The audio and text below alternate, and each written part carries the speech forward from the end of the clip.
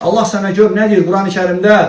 Kul innel khasirinellezine khasiru enfusahum ve ehlihim yevmel kıyame ele zâlike huvel husranul mubin. De ki, həqiqi husran içərisində olan ziyan çəkənlər özlərini və ailələrini ziyana uğradanlardır. Açıq aydın ziyan da budur. Özündə, ailə də, uşaq da. Hətta elələri var ki, görürsən, Allaha ibadət və itaat eləmək istəyir. Ata qoymur, ana qoymur. Allahdan qorx. O Rəbbin quludur. Sən də Rəbbin qulusan. Sən öz həyat misiyanı yerinə yetirməsən, o yetirmək istəyir, ona da mane olma. Əgər sən bugün evlada və ya ailəyə başını bağlamağa mane olsan, namaz qılmağına mane olsan, onun ziyanı dünyada da, ahirətdə də sənə qaydacaq.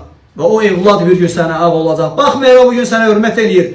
Onun qəlbini idarə edən Allahdır.